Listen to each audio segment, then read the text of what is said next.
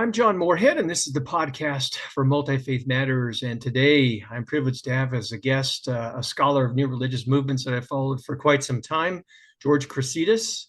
And George, welcome to the podcast. Thanks. Well, thanks for inviting me. It's great to have you here. I'm going to read the bio off the back of one of George's books that we're going to be talking about today. In fact, I'll show it here for those of you watching the podcast rather than listening.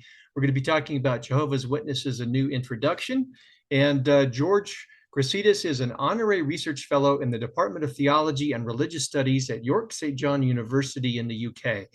His books include the Bloomsbury Handbook to Studying Christians, Historical Dictionary of Jehovah's Witnesses, 2nd edition in 2019, Jehovah's Witnesses, Continuity and Change, and the Bloomsbury Companion to New Religious Movements. So it's a privilege to have a prestigious scholar of new religious movements and somebody who specializes in certain areas. We're going to be talking about one of those areas of expertise today.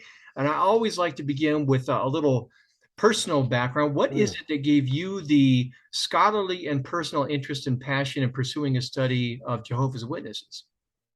Yeah, well, I think it's a matter of opportunities that crop up. When I was appointed at the University of Wolverhampton, basically they wanted somebody to teach Buddhism, which I've done a bit of work on. But when I was at the interview for the post, they said, what other modules, as we call them, would you be interested in starting up? And I had been involved to some extent in new religious movements more widely. So I said, well, how about new religious movements? And I thought they would be horrified at that and I wouldn't get the job, but they were very enthusiastic. So when I actually took up post, I discovered that the problem was that there weren't sufficient books in the library. In fact, I think there was only one vaguely academic book on new religions. So I thought, well, what do I do? So I decided that the thing to do was to write round as many organizations as I was likely to cover and to say, how about donating some of your own literature? And then I explained that that would have the advantage to them that they would be able to put across their beliefs and practices without being filtered by negative media or journalists that might just get things wrong. So actually we did quite well out of that. We got the entire Encyclopedia of Mormonism out of that, which was a great find in those days. That was back in 1993. You can see that encyclopedia free on the internet now, but the whole encyclopedia then in hard copy was worth about £1,000. So we did really well out of that particular project. But the Jehovah's Witnesses said, we're sorry that we don't normally send books out just for the asking. We'd like someone to call on you first. So they arranged for me to have the city overseer visit my office. And actually, we laugh about this now because I was thinking, what a nuisance, why can't they just send the books? And he says now he was very nervous coming to a university and knocking the door of someone he didn't know. But anyway, Bill, the city overseer, was a very nice guy, very personable, very helpful. And we talked a lot about what I was planning to do. And one of the things that I'm accustomed to doing when I teach religion is to make sure that students actually hear from the horse's mouth, from adherents of a religious group, what it means to belong to their organization. Obviously, that doesn't mean they should be uncritical, but it does mean that they should hear what a religious movement has to say about themselves. So we got Bill to talk to the students, and we did a number of sessions every time the module ran.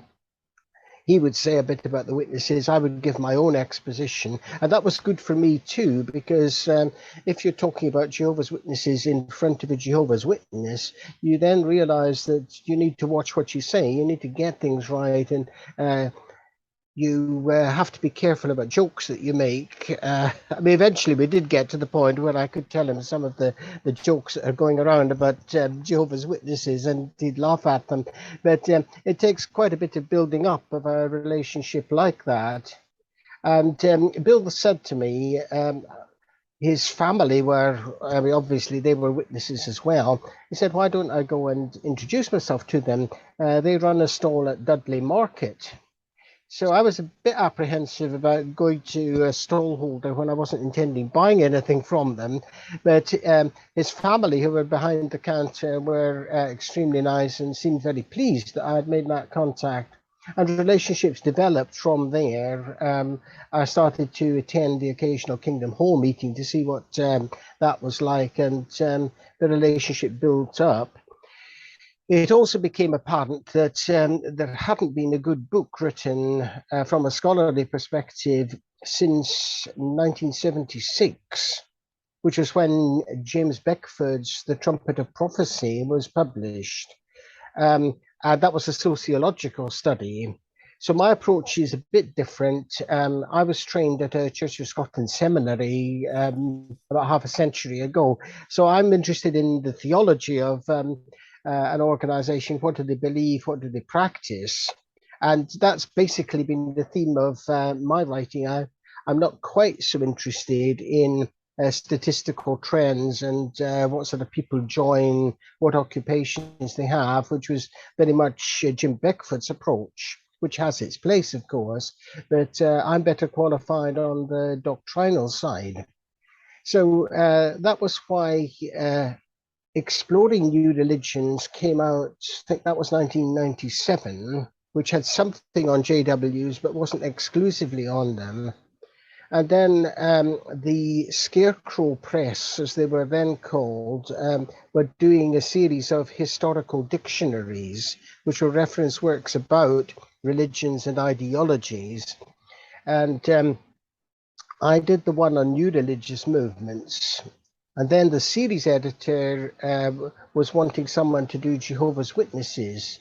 So I thought, well, that's a challenge. Actually, I'd quite like to do that myself. So that was how that book got off the ground. And it's kind of grown from there. I've written quite a bit on the Watchtower organization. I really appreciate a lot of what you said there. I think it's good, not just one of the things, this audience for this podcast here is primarily, although not exclusively, Christians, conservative Christians, and we're trying to provide an alternative perspective for them, not only in terms of content and approach, but manner, how one goes about the subject. And I think talking to, rather than just reading about members of other religious movements is very important. And I work for the Foundation for Religious Diplomacy. And one of the things we do is whenever you're talking with somebody about somebody in another religious tradition, if they're not in the room, then we speak as if they were, so that it helps keep us honest and fair in the way in which we're talking about others. So I really appreciate that approach you're taking there. We're going to be following, for the most part, the order in your book, Jehovah's Witnesses, A New Introduction.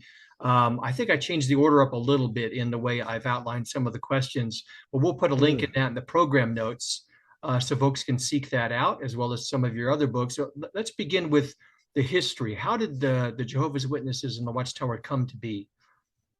Well, they originally were a publishing house. They're still called the Watchtower Bible and Tract Society.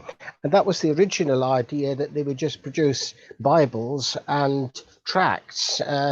Tract not just being a pamphlet, some of them were quite long, but these were the materials that they brought out. And then Charles Taze Russell, the founder leader, produced the Watchtower Magazine, which came out in 1879. And that's been published on a semi-monthly basis ever since then. Well, actually, it's not semi-monthly now. It's less frequent because they want you to look at their website. But what happened originally was that various congregations would get the Watchtower literature. They would use it at their meetings, they would discuss it, and it would be part of their worship. So the Watchtower Society became a kind of federation of congregations. Russell went around lecturing and promoting his ideas countrywide in the States, and then worldwide. He got as far as Japan, I think was his furthest, but he traveled all over the place, proclaiming the good news of the kingdom, and that Armageddon would soon come, and that people had to prepare for the end times, and more especially for what lay beyond the everlasting paradise that they could hope to experience. So that was Russell. Russell died in 1916, and Joseph Franklin Rutherford was the person who succeeded him. He was a lawyer, and I guess being a lawyer, he wanted to get everything in proper order. So he made sure that the society was more than a federation. They had to come together as one organized community with what he called theocratic management, which is what they look for in the future, a society that will be governed by God, or Jehovah as they prefer to call him. So that's what they're looking for. And they wanted, Rutherford wanted the organization to kind of mirror that particular pattern. God would be in charge, but of course it's humans that need to do the physical organizing. And that was what Rutherford did. There was a kind of line managed structure in the organization, which still exists today, although with some alterations. Religious groups and organizations have different concepts of how one becomes a member or joins the group. How does one become a Jehovah's Witness? Well, you could go off your own bat to a Kingdom Hall. They're open to the public. I don't think anybody does just walk straight in, because with religious organizations, there's always a disincentive. Somebody once said to me that if you're not familiar with activities in church, it would be like me going into a betting office. But I've never been in a betting office in my life. I wouldn't know what to do, right? So Right. do you fill in a form, or do you go up to the counter, or what? You'd be very embarrassed. At least I'd be very embarrassed. And I mean, people don't typically go into religious building off their own bat.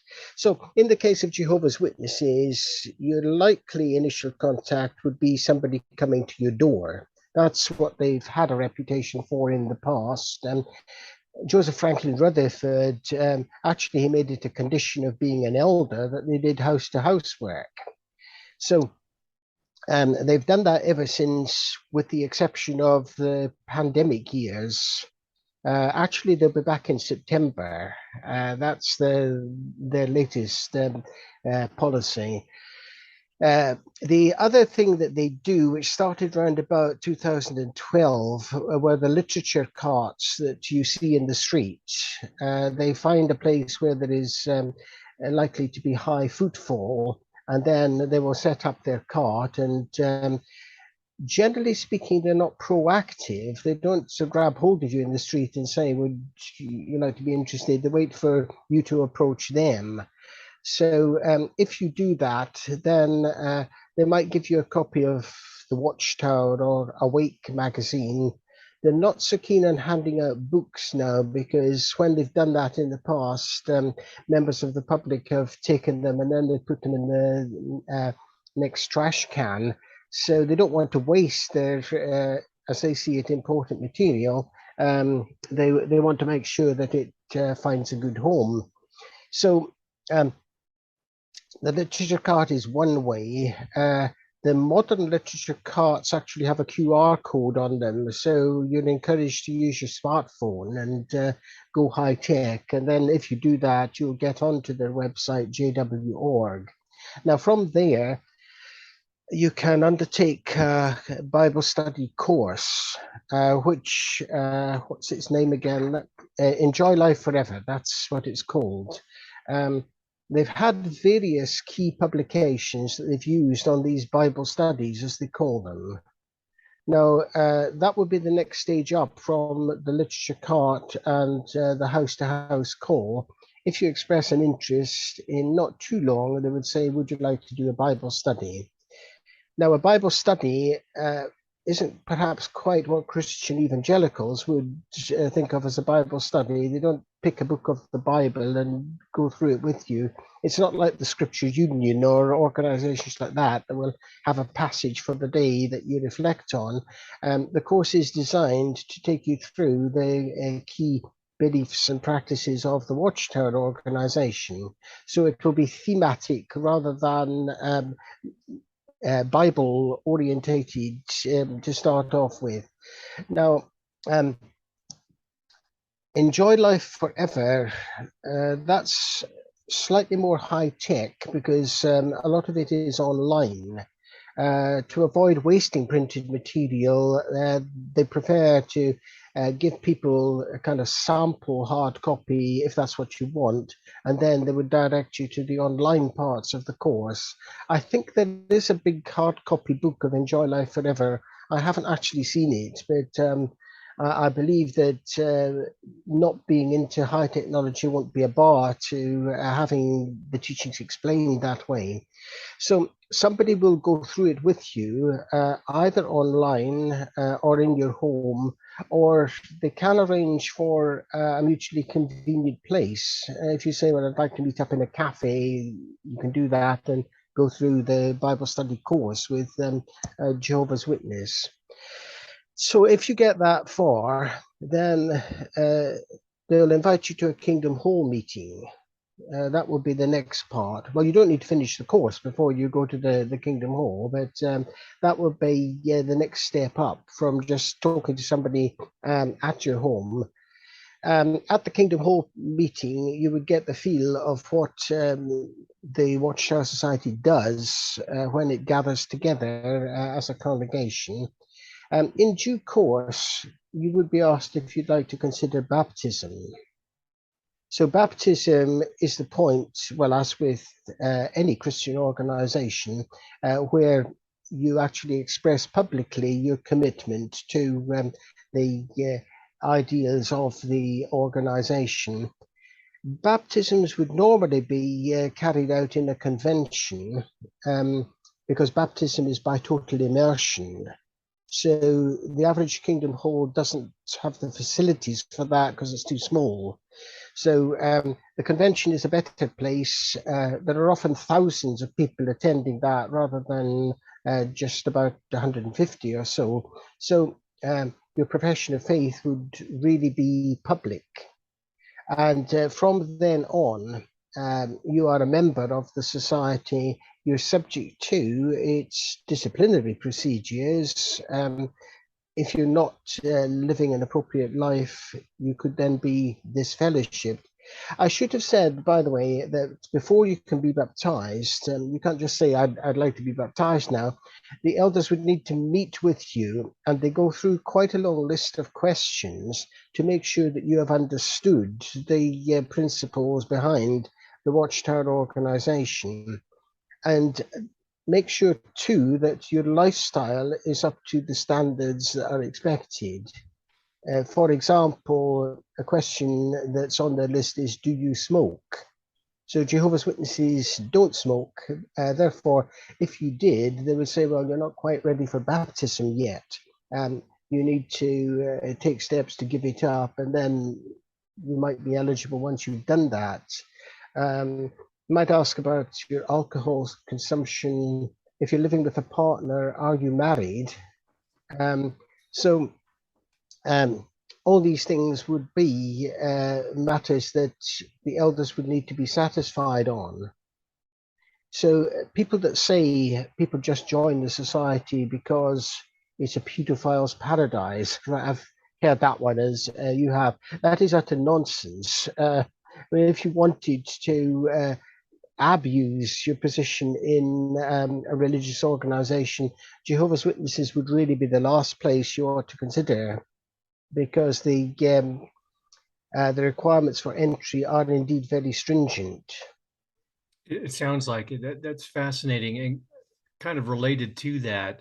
I think one of the weaknesses of a Protestant, especially evangelical approach to their own religion as well as other religious traditions is a focus on doctrine. I'm interested in theology and theological comparison, as you are, that you mentioned in the beginning. But what is a lived religion kind of approach? What is a sampling of what it might be like in the lived religion and daily life of a Jehovah's Witness? Okay, well, there are two aspects to that. One is what happens inside the Kingdom Hall, the religious activity. The other is the general lifestyle. So, in terms of what you would do in terms of your religion, it would be hoped that you would attend 2 meetings a week. It used to be more than that, but now it's down to two, one normally on a Sunday and the other normally sometime in the middle of the week. And these combine various things, as I describe in a bit more detail in the book that you mentioned. There is a Watchtower Study, which takes place on a Sunday, where people are expected to read a key passage in the Watchtower, and then there will be a leader that stands up on the platform and reads passages sequentially, reads paragraphs sequentially, and then it's open to the rest of the meeting to make comments. So it's interactive. You can raise your hand, and then the speaker will pick you out, and you can only contribute if you are a member. So the leader would say, Sister Patel, and then somebody with a microphone would come over, and then you would make your comment. It's not a discussion. You're more likely to be kind of checked on whether you've comprehended the passage, or perhaps you might be asked for an example.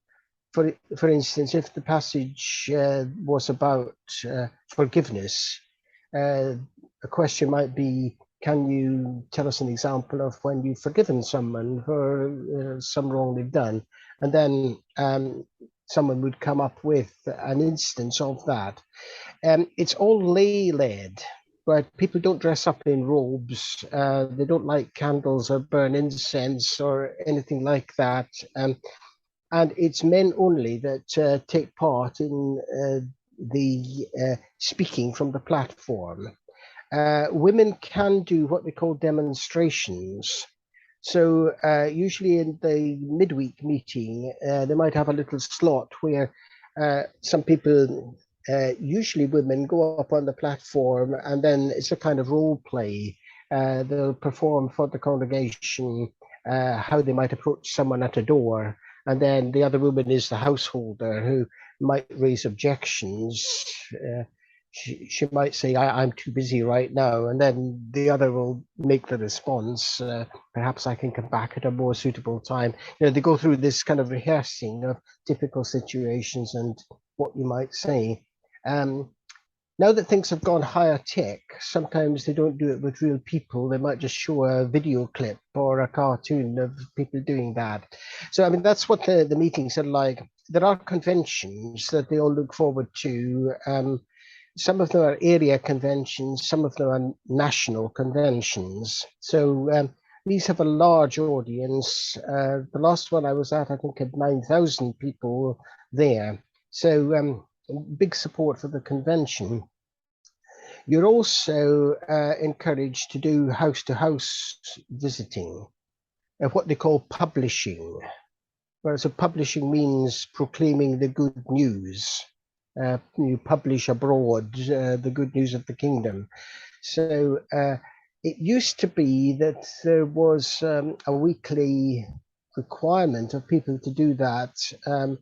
Nowadays, I think it's accepted that different people have different lifestyles, and you may not be able to put in 10 hours a week or whatever going house to house. Actually, I think it's 10 hours a month. It's the kind of guideline, but it's a guideline. You're not disfellowshipped or anything if you don't meet these targets. So that would be part of the expectation.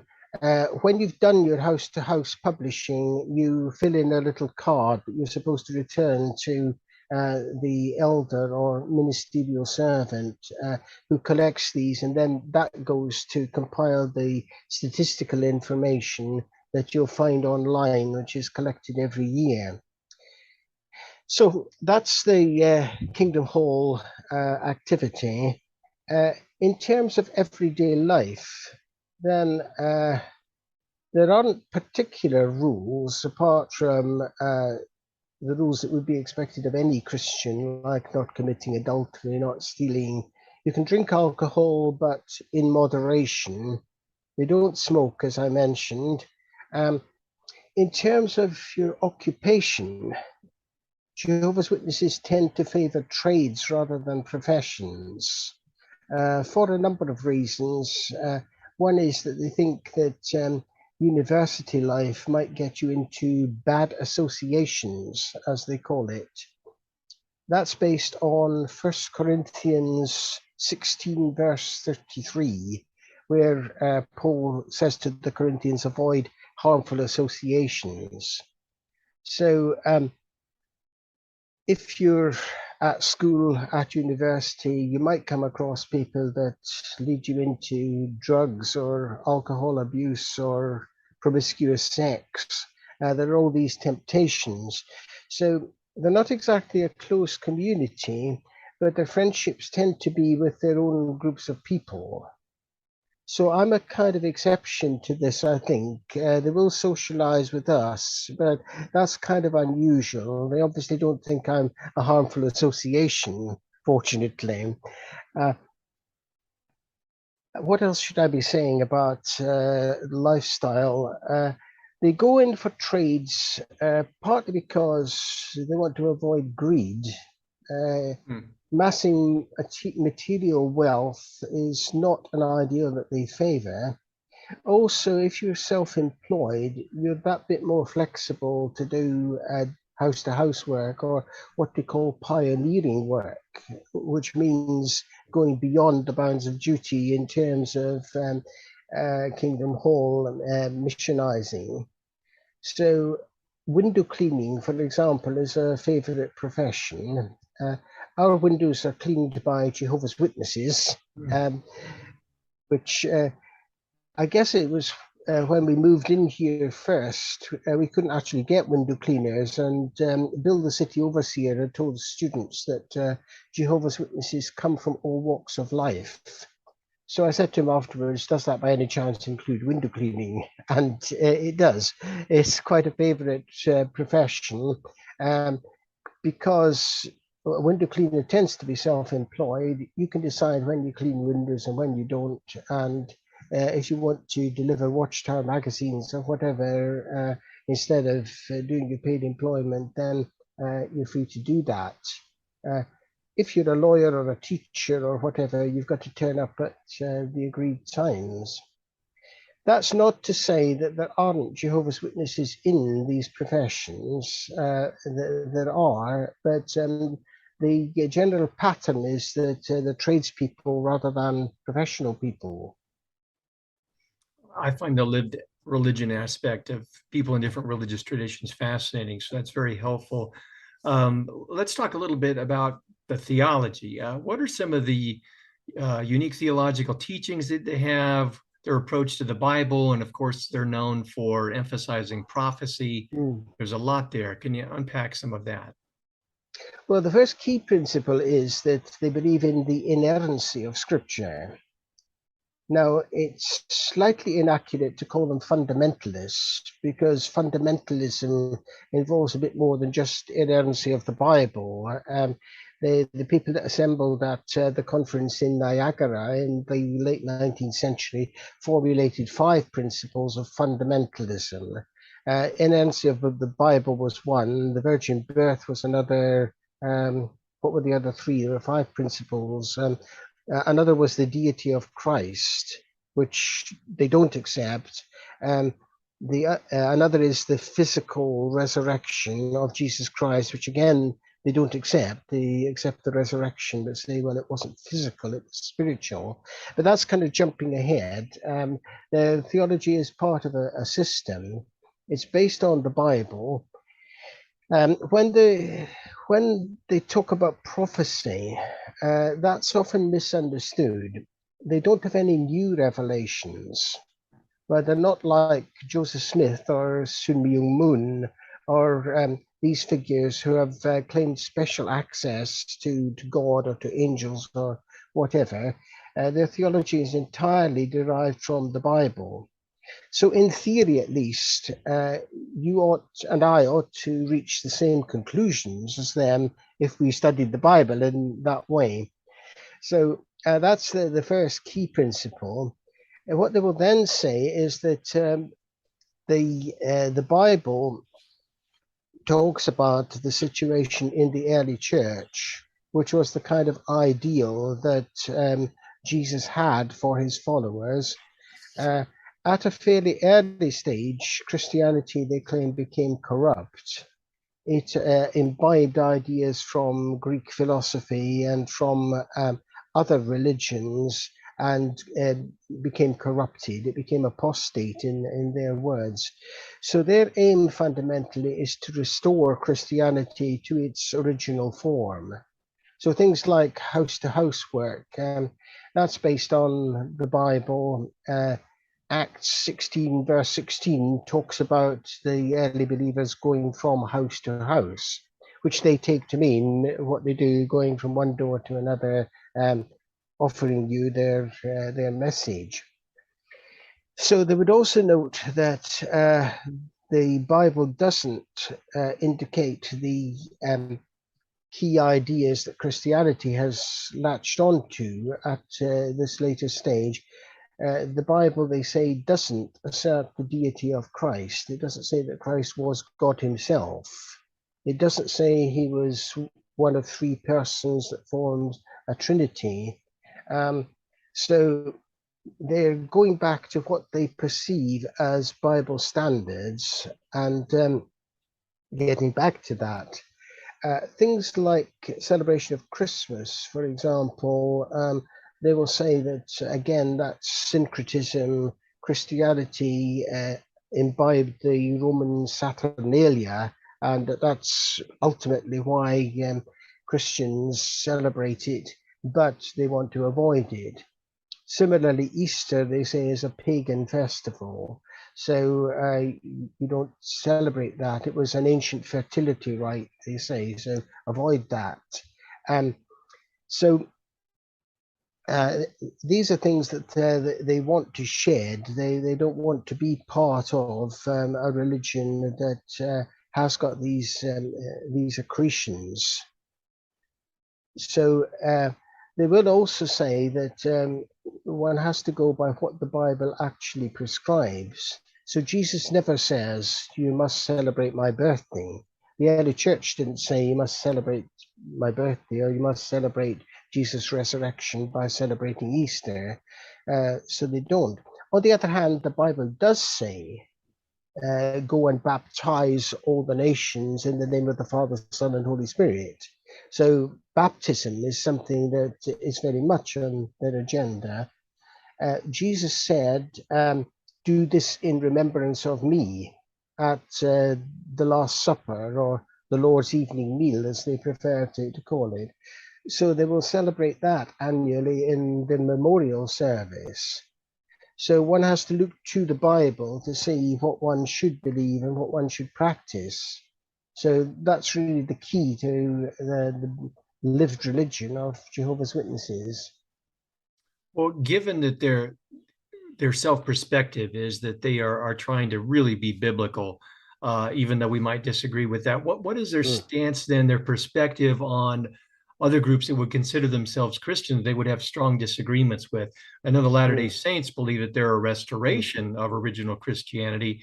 Would Jehovah's Witnesses believe that they're kind of a remnant, a small group that's being faithful? What is the stance that they would have towards the rest of Christendom? Well, they often talk about being in the truth. That is a key expression that they often use. So, putting it bluntly, anyone else who's not in the truth must be in error. So, you and I guess, well, we're not in the truth. We're not Jehovah's Witnesses. Therefore, from the Jehovah's Witnesses perspective, we need to be brought into the truth. As far as restoration is concerned, I think that's it's a difficult issue when you say you're trying to restore something. What do you take as the original form of Christianity? So again, JWs would go by what they think the Bible says. I guess, unlike groups like the Amish, for instance, that doesn't extend to not accepting technology. So, I mean, if you're an Amish, you're saying, well, okay, Jesus didn't use the internet, and Jesus didn't use electricity, so we don't do that. Though I think the Amishes are reconsidering that too. I see they've got a website now, so not quite sure how they square that with their original beliefs. JWs have been a bit conservative on technology, but they certainly don't say you've got to go back to just going around in carts drawn by horses or anything like that. When the internet came into existence, they were at first very wary because they said that could involve bad associations. So some of the 1990s Watchtower and Awake articles on the internet basically warn people of the dangers that you could mix up with, get mixed up with people that aren't witnesses, that aren't in the truth. They could draw you away from the society. They could inject ideas that are inimical to their teachings. So they've actually now reconsidered that, because what they see about the internet is that you can go on the internet, you can go to jw.org, and then you're getting it from the horse's mouth. You're hearing what JWs say about themselves. You're not relying on even people like me who try to be sympathetic. You're actually getting the truth as they see it. So they're actually very high tech now, and I think I may be right in saying that JW.org is one of the most visited websites. It's certainly very professionally done. I'll have to go out and take a look. I haven't been out there in quite some time. You may have covered some of this already when you talked about the daily life, but what about, we know what they don't practice, things like the 4th of July and Christmas and those kinds of things, but are there any important rites of passage and festivals? Well, the one important festival in the liturgical calendar, if you can call it that's not a term they use, but Right. It would be the memorial. So that happens on the 14th month of Nisan, the Jewish month. So that's usually sometime in April. If you can't work it out, and I never can, they will publicize on their website when the memorial is. And the last evening meal that Jesus had with his disciples, that took place after sundown. They believe it was a Passover meal, which mainstream Christian scholars argue about. It's not all that clear in the Bible exactly what this meal was, but JWs do believe it was a Passover. So it's celebrated annually, and at that event, bread and wine get passed around the congregation. Now, you're not supposed to consume the bread and wine unless you belong to the 144,000, which we should probably have talked about earlier, come to think, because Jehovah's Witnesses believe that there are 144,000 people who will rule with Christ in heaven. In fact, some of them are already in heaven ruling with Christ. Now, in the early years of the organization, that was a kind of expectation that everyone would belong to that category and would on death be taken up into heaven, and then that will be their eternal destiny. Possibly when the organization grew to a larger number than that size, that had to be reconsidered, because according to statistical information, there are something like 8.7 million Jehovah's Witnesses. Right, so they can't all belong to the 144,000. Actually, I think that number is conservative. These are people that do their publishing work. So there are actually many more that attend the memorial gathering every year. But I think I'm kind of getting sidetracked there. The 144,000 will consume the emblems, as they call them. So the rest of the congregation are judged to belong to the great crowd, which in effect means pretty well all of them. Recently, I haven't seen anyone consume the elements, the emblems at the memorial. There was a rather old gentleman who's now dead, who used to come to the Darlaston congregation, and he was reckoned to be one of the 144,000, and he would partake, but he was the only one. So there are these two categories, and that's how things are done at the memorial. There is wine and bread that are believed to represent the body and blood of Christ, but represent, not to be transformed. I mean, they don't believe in transubstantiation or anything like that, as Roman Catholics would. So festivals that they celebrate, that's what we were talking about. The memorial is one. That's the one that is celebrated in the Kingdom Hall.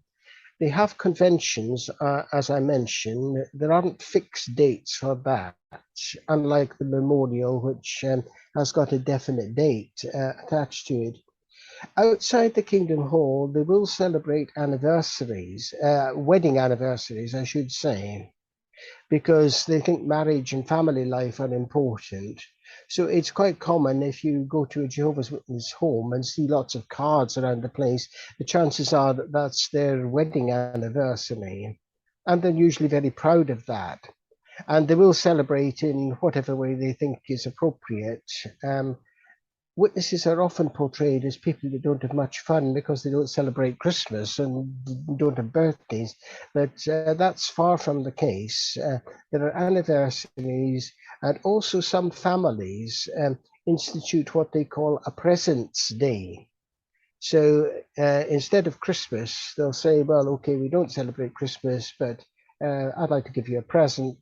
Why don't we fix on such and such a date, usually far apart from Christmas, so that they can't be confused.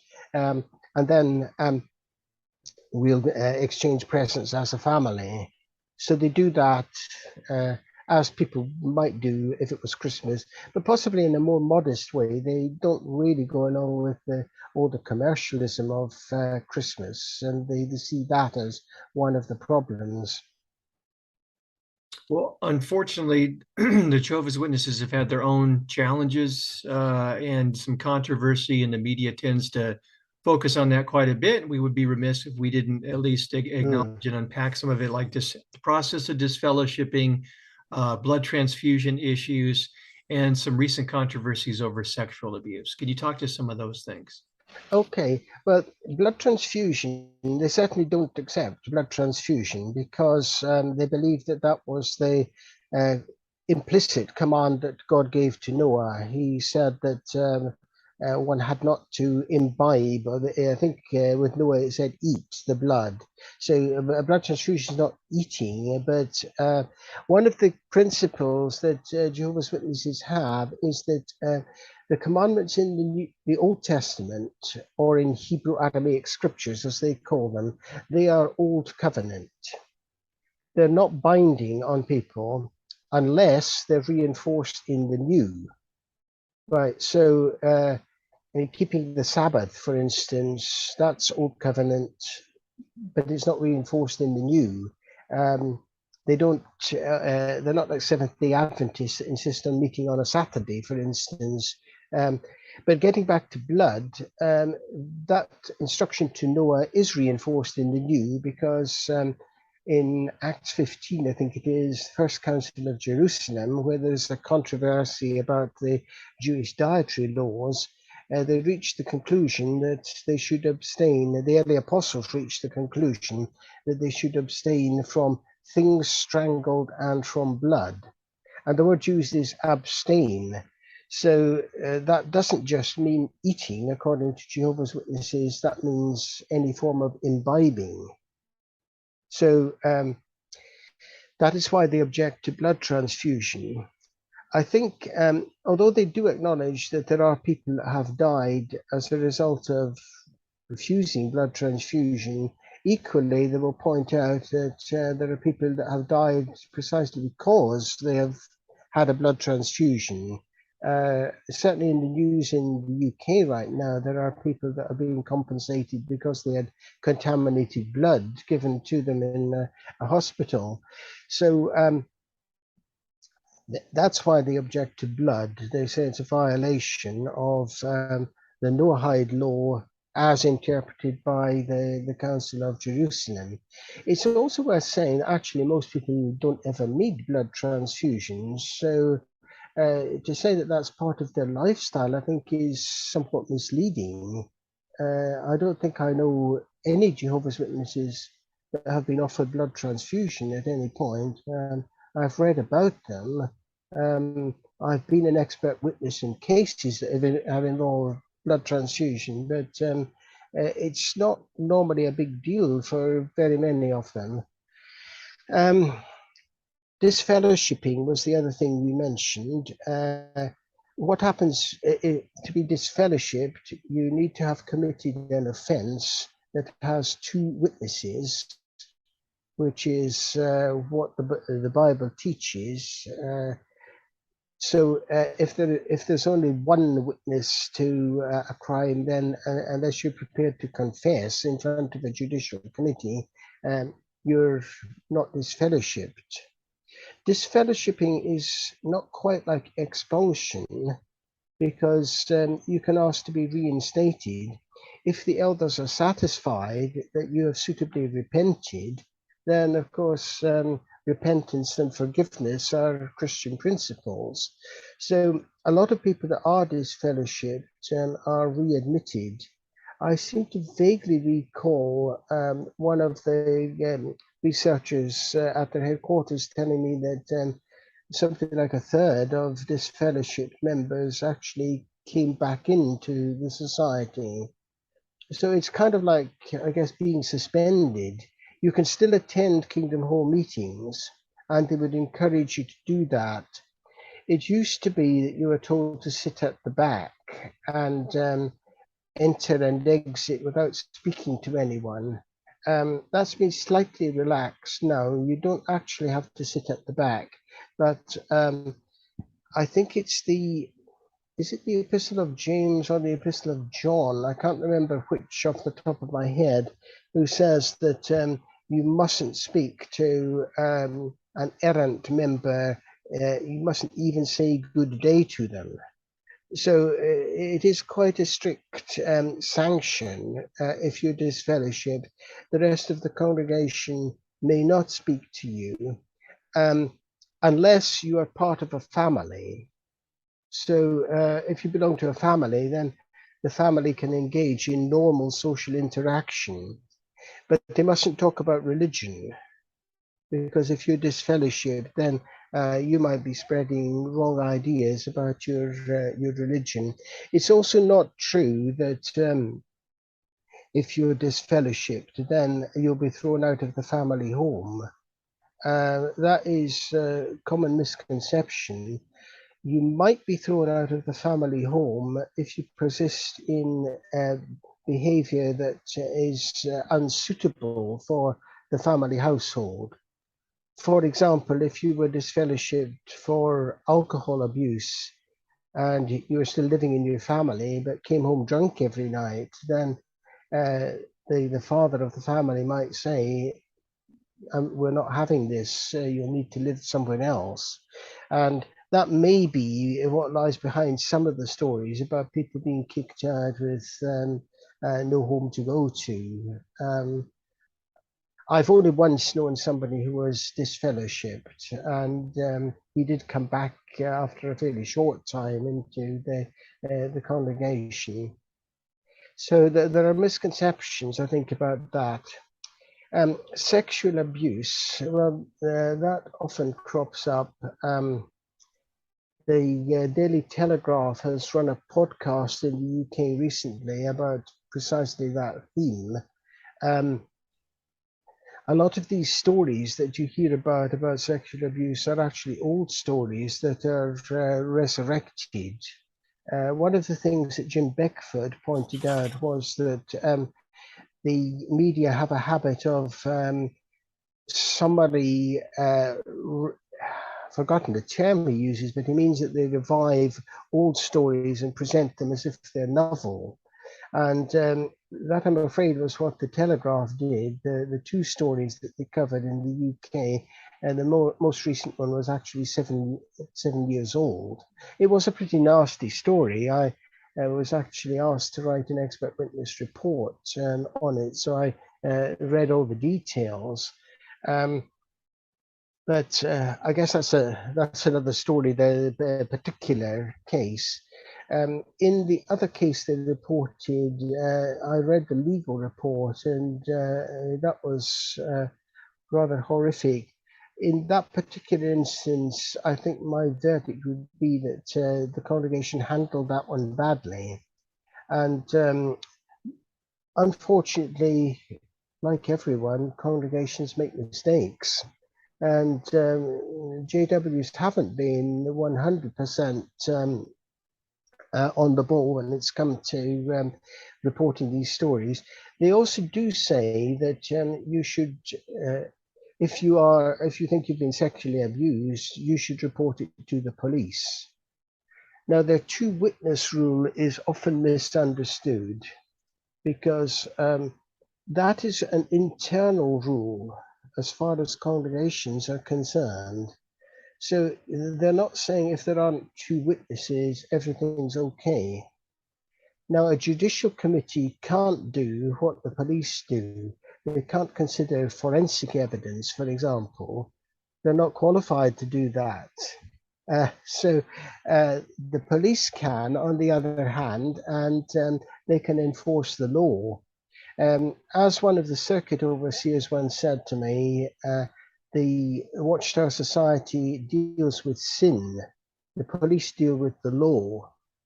So basically, the judicial aspect of Jehovah's Witnesses is more like, well, any religious organization. Muslims have what they call Sharia courts. Now, that doesn't mean that they don't accept the law courts or the law of the land. What it does mean is that they've got their own internal ways of dealing with matters. So have universities, for that matter. If a student has plagiarized an assignment, we deal with that internally. We enforce the rules. We don't call the police because I don't imagine they'd be much interested in that. But there are two aspects of an offence. One is what it means as far as the rules of one's congregation are concerned. The other is, have you broken the law? And if you have, then Jehovah's Witnesses are also committed to upholding the law of the land, because Paul said to, I think it was the Romans, obey the higher authorities. So a positive side of Jehovah's Witnesses is that most of them are honest. And you always get the odd dishonest one anywhere, I guess, but they'll be very keen to fill in their income tax forms correctly. I remember inviting the city overseer out for a meal once, and he wouldn't park in Morrison supermarket car park because he wasn't buying anything, and he was quite fussy about that. Whereas I have tended to take the view that maybe I shouldn't. If there's room and the car park's not being used, they get enough custom for me anyway. But anyway, I mean, maybe that shows I should keep Jehovah's Witnesses standards a bit more than I do. But they do want to not enforce the law; they want to observe the law. Can you say a little with this last question here, and then if I've missed anything you'd like to cover, we can certainly do that. I've noticed I subscribe to the Bitter Winter newsletter, amongst other things on religious freedom. And I've noticed that the Jehovah's Witnesses have been the object of religious persecution in Russia. Can you speak to a Yeah. little bit of that? Okay, but they've been persecuted in various countries. Mm. The story about Russia was that they've had their ups and downs in Russia. There have been periods where things seem to be going okay and things where it wasn't.